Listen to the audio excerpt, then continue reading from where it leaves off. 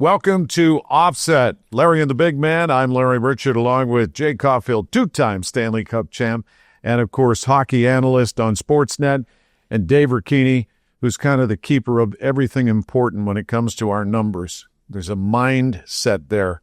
And we want to thank One Team Media. We've got Ryan Jorgen and Logan Douglas helping us produce this. Brian Hess is the mastermind behind that, and our strategic partnership with our Odyssey Executive VP, Michael Spacciapoli, and that's 93.7 The Fan. We'll talk to Andrew Fillipponi coming up later. Yeah, and also we have Rourke Automotive Group. We've talked about them, how great they are. They have a new building out in Cannonsburg, but also a big part of it is their Rourke Advantage. You get lifetime oil changes, lifetime state inspections, and also engine warranties. So, again, great to be a part. Thank you for being a part of it, Dave, and we appreciate it.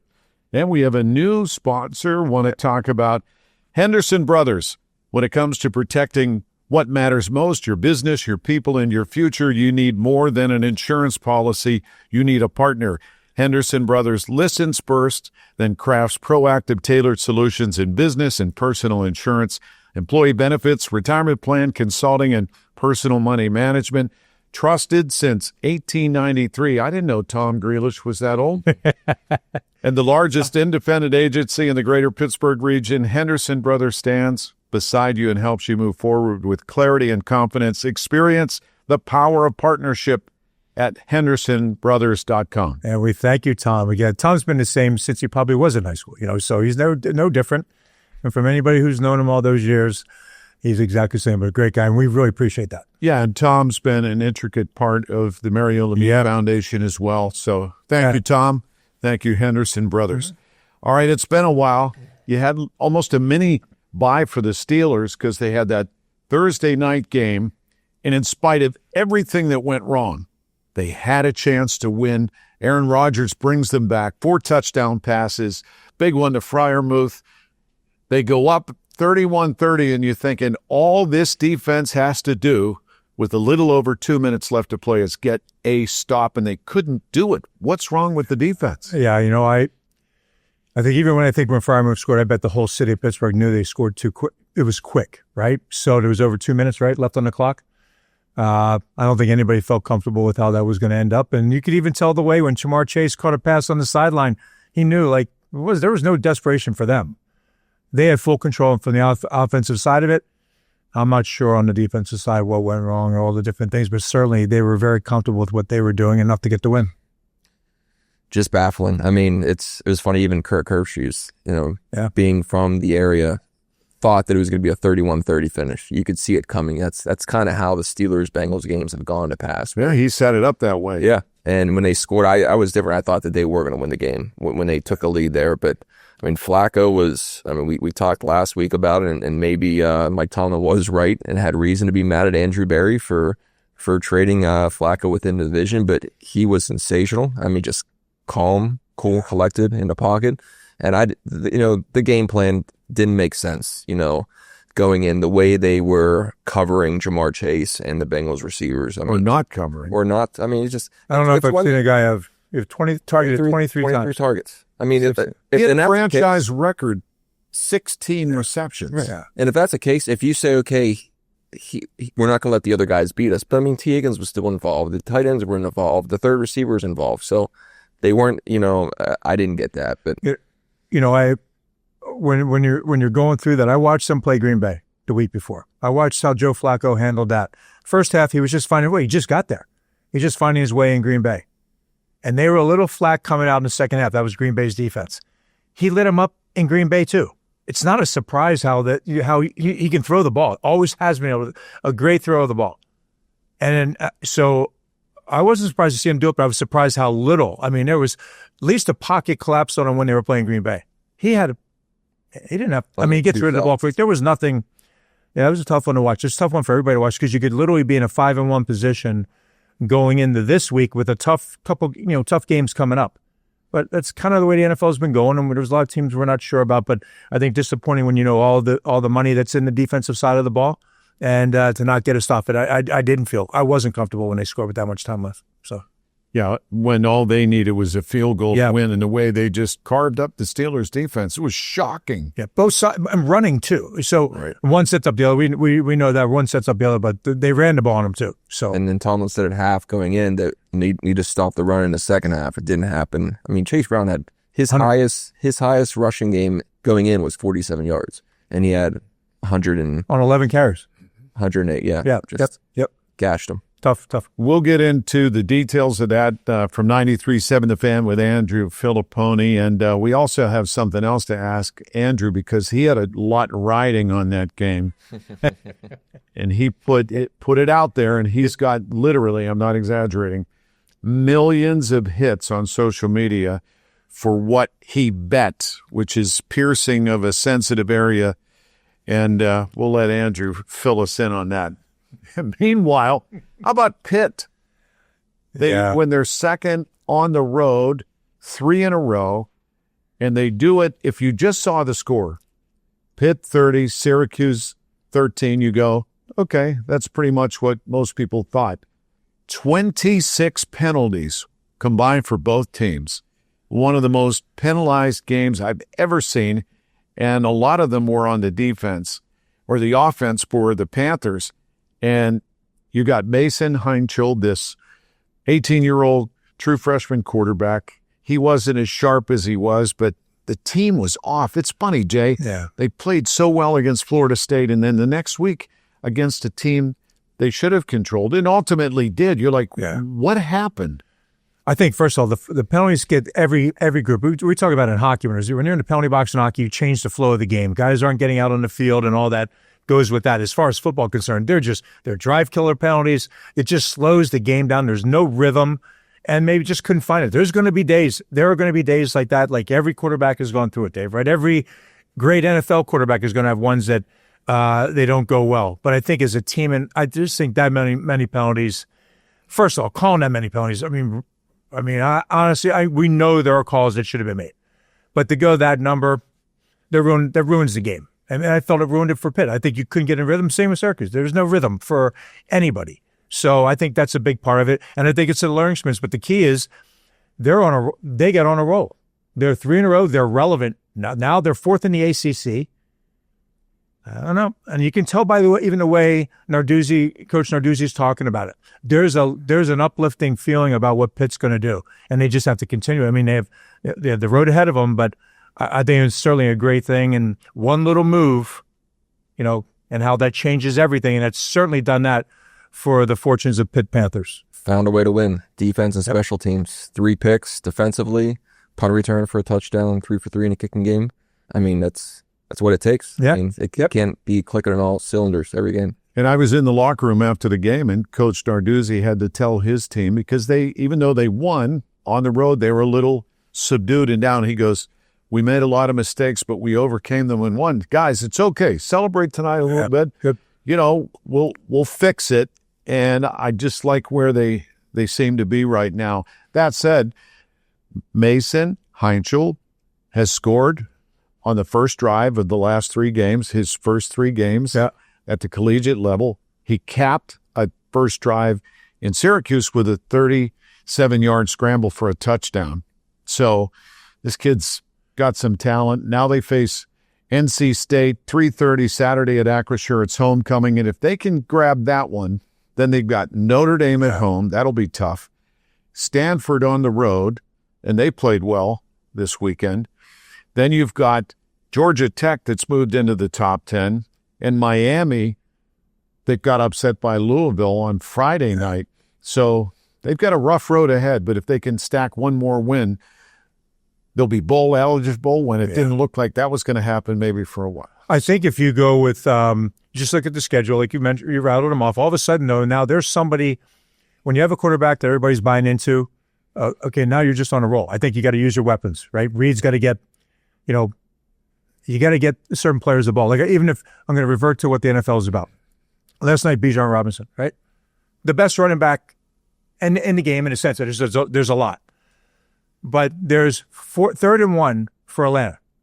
And they only need 1 yard. And he's not even in the huddle on the 4th down play.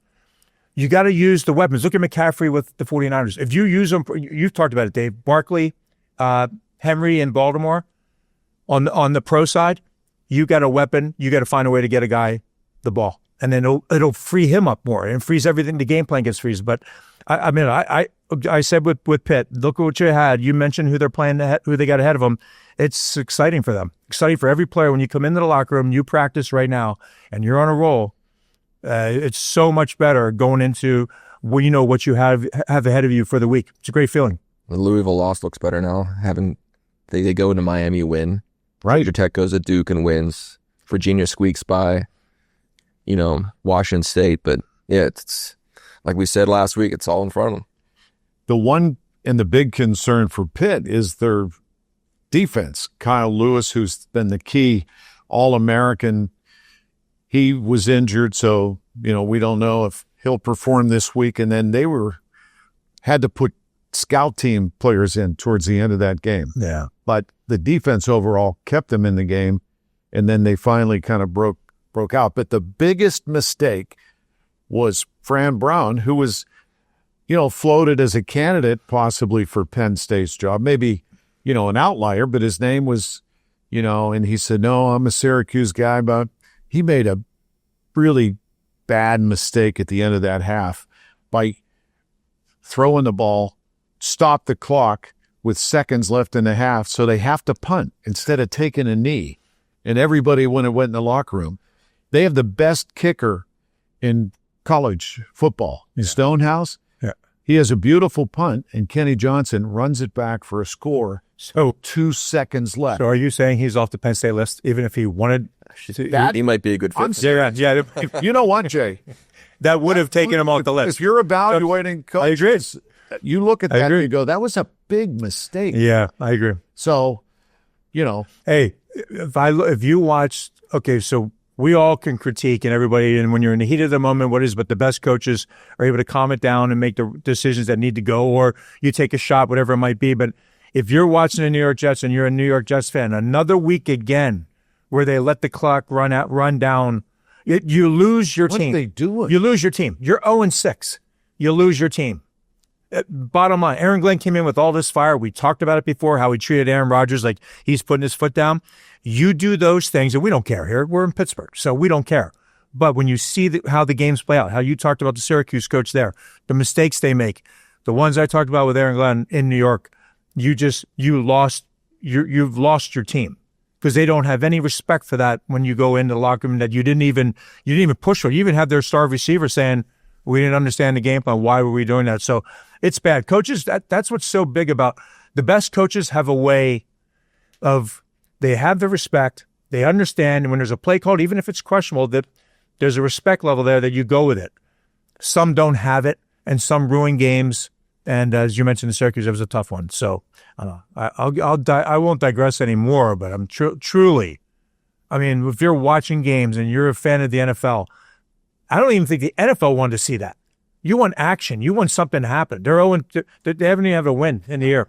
So what happened in Iowa? A lot of people were hoping, Penn State fans, of which there are many like you, Dave. Terry Smith has to take over. They had the lead. Yeah. It looked like they had a good chance to get a road win, which would have gone a long way after losing 3 in a row with the James Franklin firing and him showing up with Saban on, College game day and saying he was shocked. What's the feel of Penn State? Yeah, I was excited to see. Unfortunately, Drew Aller gets hurt the previous week. I was excited to see what Grunkemeyer was able to do at the quarterback position because, Aller was criticized a lot, didn't show up in big games. Grunkemeyer did not look good. The running game looked great. Katron Allen had a really good game. Defensively, they held Iowa in check in the passing game, but the quarterback ran for over 130 yards. That was tough. I like the fact that they seemed like they played inspired. The block kick for a touchdown at the end of the first half, played with fire, but it's been what's happening all season long. Just aren't able to finish it. And yeah, Grunkemeyer under 100 yards passing. just he didn't. I mean, again, it's first start, so you got to give him a little bit of Game. room. But it's a tough place to play. Kinnick Stadium at night, Iowa. It's a tough place. I mean, they were underdogs. They weren't expected to win the game. But they were right on the verge, in spite of all of that, of winning that football game. Yeah. They found a way to lose. When is the last time Penn State has lost 4 football games in a row?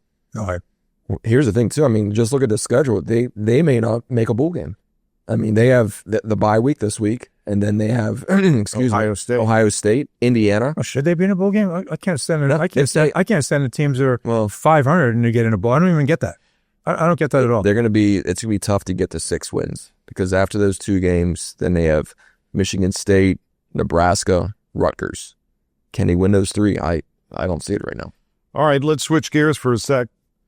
You follow the Pittsburgh Penguins as close as anybody.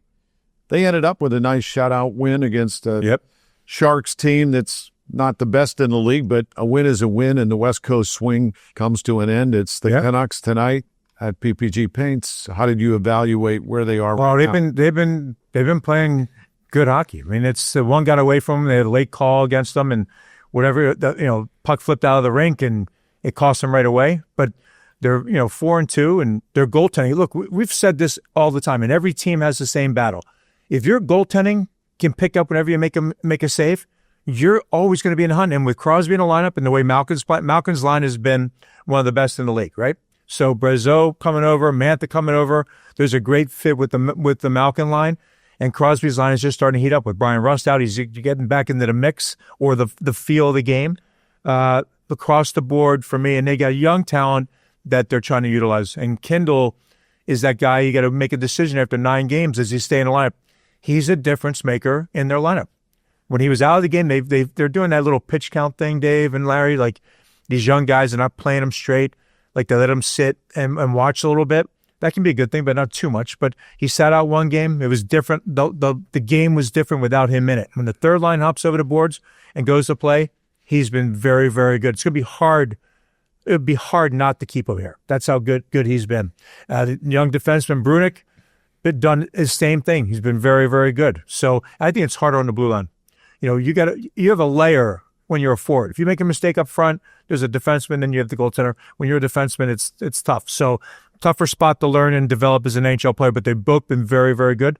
Goaltending's been good. They got to keep themselves on a nice run, and we'll find out. But the decisions that Kyle Dubas and the coaching staff have to make, they're going to come around the corner here within 3 games. And when you hit the 9th game, we'll know whether the 9th game that they play, you'll know whether they're going to be here or not. What's going to be the deal? They also have guys, veteran players on the blue line.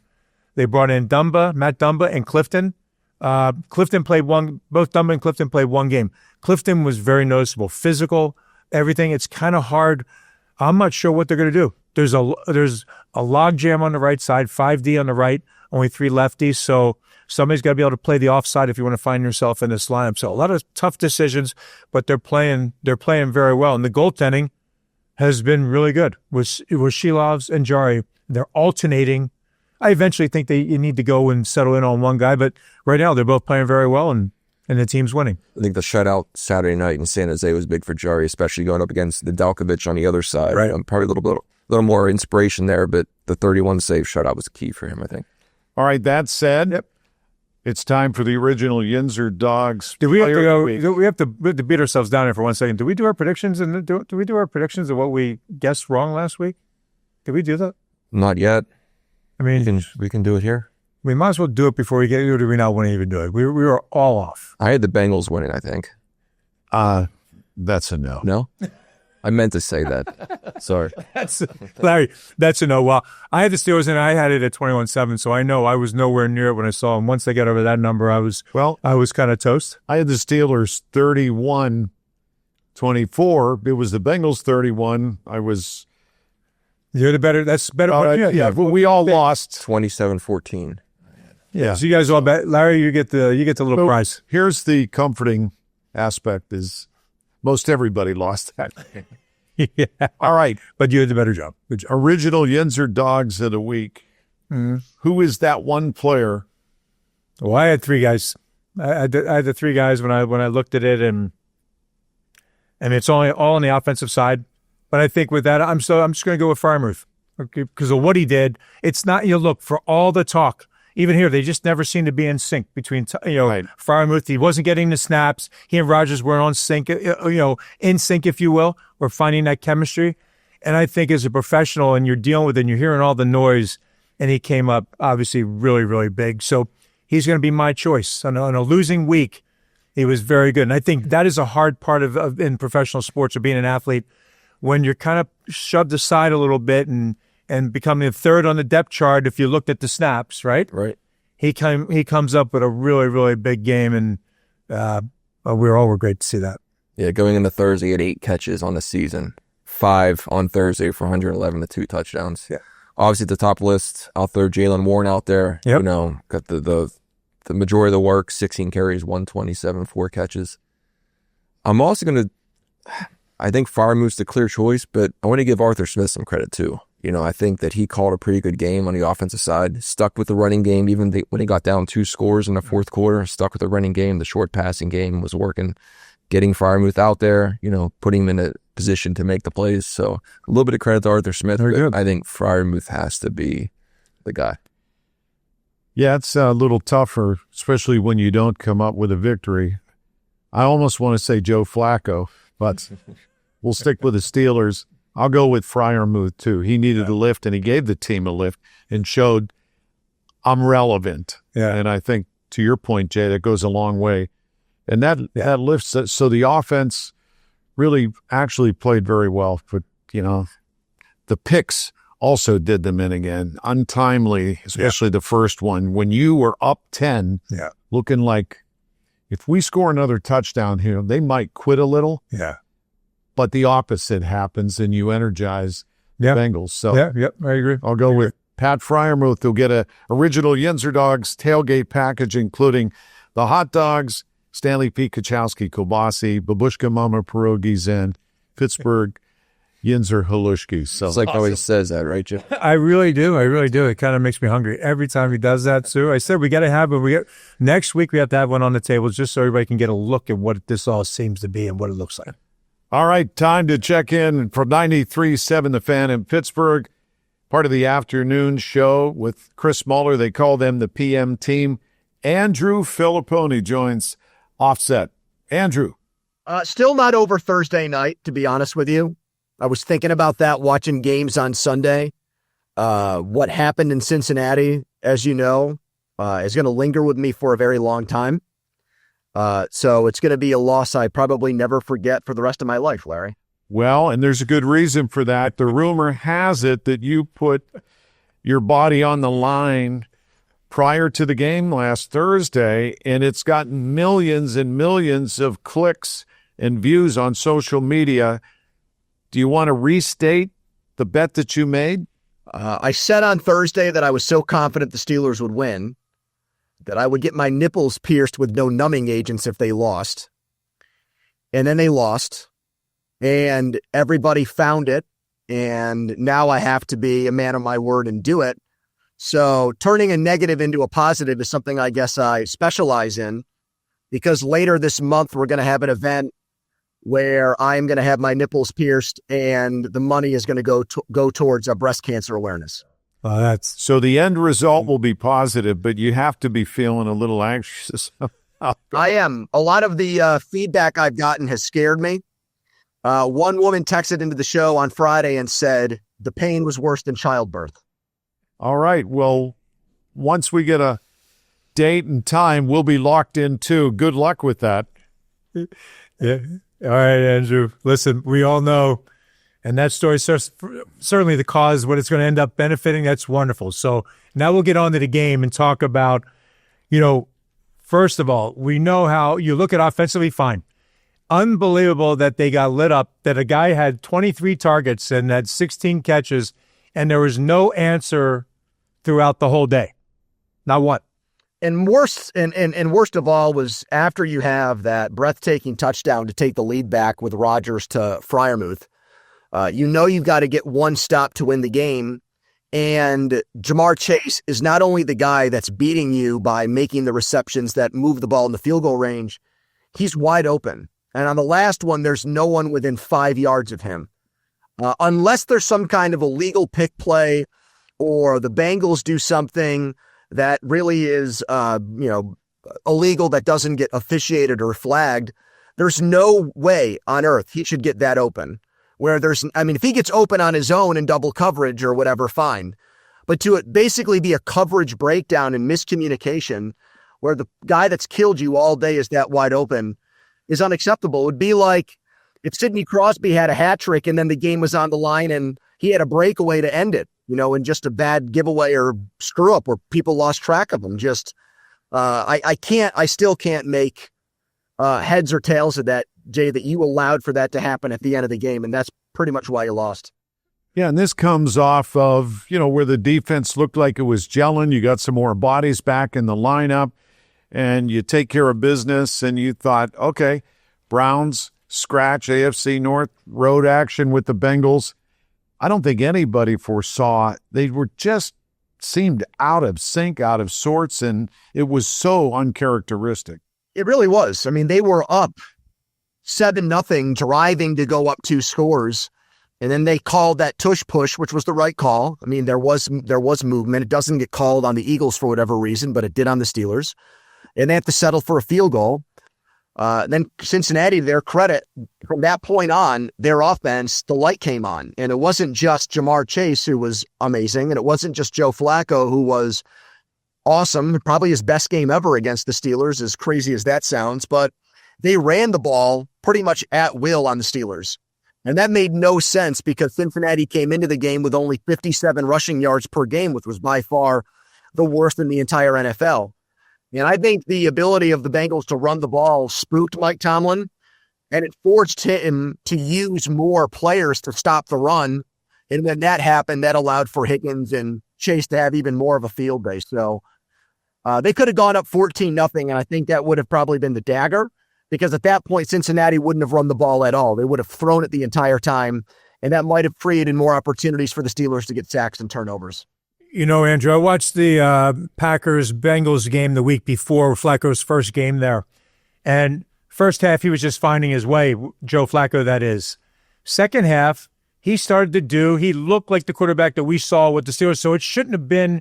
He got into a comfort zone with 2 weapons that are on the outside, and they found that running game. You just said they had a little bit with the Packers, but the Packers still had a little bit of a collapsing the pocket to some degree. And plus, he gets the ball, I would say probably he got the ball out of his hands quicker against the Steelers because, as you mentioned, it wasn't any hesitation. 2 steps and slant into the middle or whatever they did whatever. But literally, Flacco did it in the second half against Green Bay. They had more push, but there was literally no collapsing of any pocket, hardly at all in that game, which to me, I just don't get it. I don't get that part at all. But you couldn't even make him sweat back there is what it seemed like to me. Yeah, TJ Watt did nothing for 3 quarters in that regard, had 1 sack later in the game, the 4th quarter. Alex Highsmith didn't have a single pressure. Nick Herbig barely played, which I still don't understand, and Tomlin should have to answer questions about that when he talks to reporters on Tuesday, because as good as that guy was for a 4-game stretch since he came back from his hamstring injury, I'm just confused when you're not getting pressure why that guy is on the sidelines for so much of the game. The difference to me between the Packers game and the Steelers game was, even though the Packers only had 1 sack of Flacco, in that 2 seconds before he got rid of the ball, there was at least the pass rush was starting to come his way. And he saw it, and he had to make a decision. All right, here comes a rusher. I need to make a decision with the ball that I might not like because I don't want to take a sack. And so it didn't go down as a sack, but the pass rush was still. Guys were beating their offensive line, their blockers, fast enough where he was having to make a decision. In this game, it was a calm, cool 2.5 seconds. For the first 2 seconds leading up to him getting rid of the ball, there was no threat of him getting hit or him getting sacked. And I just think that's a big difference. Yeah, he got rid of the ball fast in both games, but before he got rid of the ball in the Packers game, the pass rush was on its way to Flacco. It barely ever got on its way in this game for the Steelers. And that said, there was some encouragement with the offense. Aaron Rodgers with 4 touchdowns, scoring coming all the way back, being down 10 in the fourth, but that defense couldn't get a stop for the last 2 minutes and 40 seconds. That was disappointing. But on the upside, the run game did break out a little bit. I thought the Steelers' offense overall, it's the Bengals' defense, so you have to take it with a grain of salt, and it was without its best player. Trey Hendrickson didn't play in this game, so they didn't have any pass rush either. So when that happens, when there's such little resistance, if you look at their box scores, I mean, they're getting killed every week defensively, you should have that kind of game against them. So I'm happy that the Steelers did what was, demanded or required out of them in this game. You're playing a horrible defense. You should be able to put up 28 plus points, and they scored 30. The only thing I'll say about their offensive performance that I think ended up being a huge factor in this game was Aaron Rodgers' first interception. You're up 10-0, then it's 10-7. You immediately get the ball back, and he took, I thought, an unnecessary chance and risk, which he's been so good about limiting and making sure that he doesn't try to push the issue or push the envelope. And I thought it was a bad time and a bad critical decision by him, because that interception gave Cincinnati the ball back. They come right down and score, and now you're trailing in a game that you've been in control of. And he admitted that after the game. He obviously wanted that one back. You gave the ball away twice. You didn't take the ball away at all. And those 2 extra possessions led to 2 scoring drives for Cincinnati, and that's how you lose the game you're supposed to win. Hey, Andrew, we're looking at an NFL right now where you really can't tell what team's going to show up some given weeks, but some that are rising to the top. Kansas City now, all of a sudden, with their weapons back, look like a completely different team. Indy's still staying on a roll. That's going to be on the Steelers schedule coming up.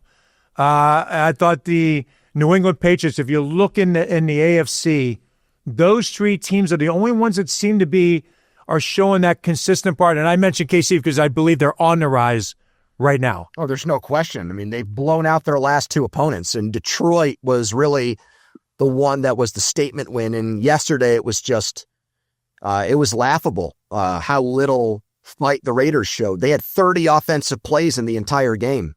They had 90 yards of offense.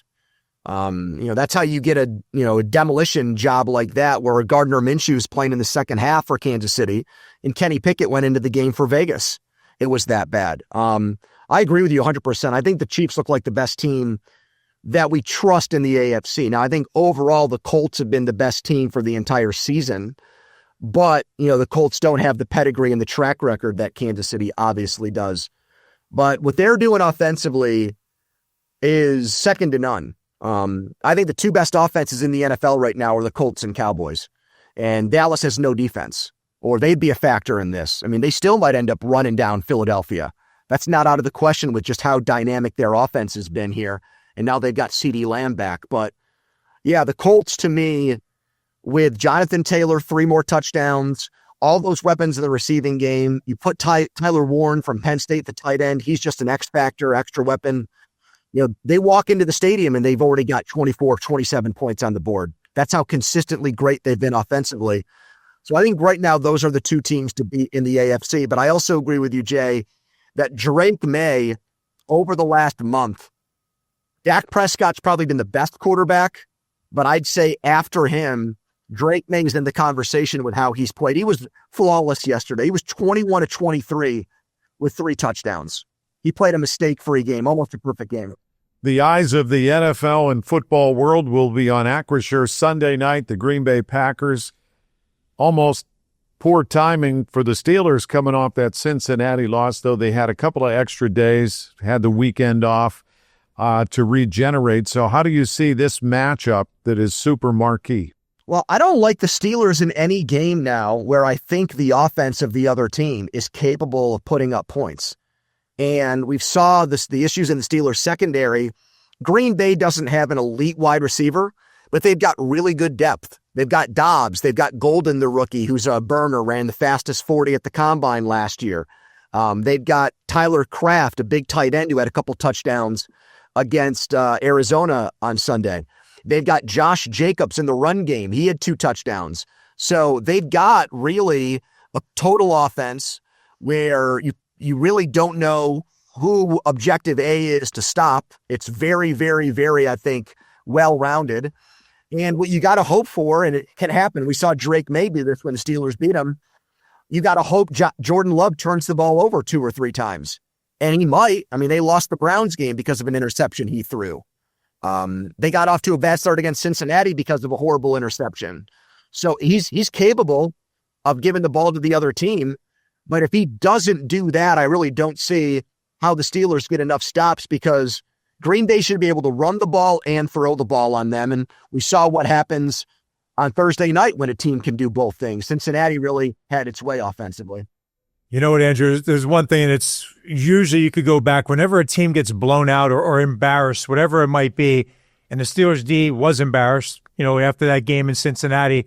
I would think, and I'm agreeing with what you said too, but I'm also going to go with the side of, you got 10 days to sit on that. You go through film, you're watching it, nothing anybody wants to say. I would hope and expect they're going to come out with a different level of hate, if you will. Like, they got to show something different, or if they don't do that, I'm with you. Green Bay will run up on them. But I'm expecting them to come out with some anger that we didn't see enough of, or anything like that last week. Well, the one thing about them this season is when they had a horrible offensive or defensive game against the Jets in week 1, which looks worse and worse now given everything that's gone on with New York, the next week Seattle came in here and did whatever it wanted. Darnold was outstanding. Kenneth Walker averaged 8 yards a carry. Really what changed their season defensively was when they took the ball away from New England. They've given up consistently yards. They're 31st against the pass. I don't know how that's possible. Given all the stars and all the money they've spent on defense, you're telling me there's only one team in the NFL that gives up more passing yards per game than them? I mean, that's just embarrassing, given the level of investment we have in the players and the coaching that defense is getting. So I agree. Like, you'd think win one for Aaron Rodgers, he's going to want this game as much as any game he's ever played in. I mean, all like the intangible factors are on their side. But I think Green Bay's a really, really good football team. And we saw Micah Parsons get going against Arizona. He had 3 sacks in that game. So they're going to see a much different animal defensively than the one they saw in Cincinnati Thursday night. Yeah. You giving the Steelers a chance to win against the Pack? Well, I'm not making any guarantees on this game, Larry. I've learned my lesson on that. Understood. I do like Green Bay. So based on how my last prediction went, Steelers fans should be rejoicing that I think the Packers are going to come in here and win that game. All right. Before you go, let's talk about Pitt and Penn State. So have the fortunes changed for both? Who would have thought, and when is the last time you've heard of Penn State losing 4 games in a row? And now you got Pitt with 3 nice wins, 2 on the road in the ACC. So what's your takeaway? Well, my first thought on Penn State is, I thought Terry Smith, the interim coach there, was going to have to do something crazy to keep that job. And that was, maybe not exactly running the table, but something very close to that. Beating Iowa on the road, beating Indiana or Ohio State at home, only losing 1 game and making the administration feel like here's a guy that's a Penn State guy and a great recruiter. And it's not as if, these guys are out there available right now who look like 5-star candidates. Matt Rule lost to Minnesota on Friday night with a ranked Nebraska team. Kurt Cignetti re-signed at Indiana. So those are 2 names right now. One's off the board. The other guy doesn't exactly look like he's kicking down the door to get the job. So that was number 1. I think Terry Smith's not going to be back. They're going to go outside the family. And then as far as Pitt's concerned, like I told you guys this last Monday, there's the potential there for them to play a very big game against Notre Dame in 3 weeks. If they beat a bad NC State team at home, a team that's already lost to Virginia Tech, who fired its coach, they're going to be lucky to be bowl eligible.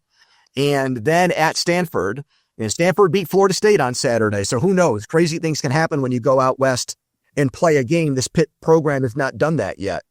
They're coached by Frank Reich, the former Colts head coach and former NFL quarterback. So maybe that has the chance for something zany to happen, but they're going to be favored in their next 2 games. And if they win their next 2 games, they're probably going to be ranked, and Notre Dame's going to be ranked in the top 10. And that game at Acrisure in November, which I think people circled anyways because it's Notre Dame, Larry and Jay, but now all of a sudden Pitt might have, big implications on that game as far as the ACC championship game and the college football playoff, which is just wild based on where we were coming off the West Virginia and Louisville losses. Yeah, we appreciate that. Yeah, Andrew, thank you. Time as always, and we'll be waiting for the announcement of your time in the near future. Thanks, Larry. If you want to be the honorary piercer, get in line. Hey, if you need a public address announcer, I'm your guy. See you, Larry. See you, Jay. There he goes, Andrew Fillipponi from 93.7 The Fan Afternoons with Chris Muller. They call them the PM team. He's making headlines across the country, as you just heard. We thank Michael Spacciapoli from Odyssey Pittsburgh with our 5 radio stations, including The Fan, and Brian Hess and One Team Media. Want to thank Ryan Jurgen and Logan Douglas for producing this episode. Jay? Yeah, and Rourke Automotive Group, we're very happy that they're a sponsor.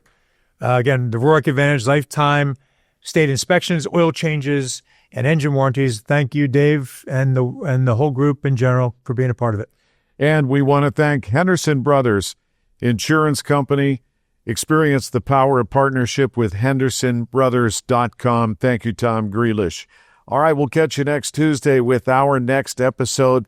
That's Offset with Larry and the Big Man, and that's a wrap.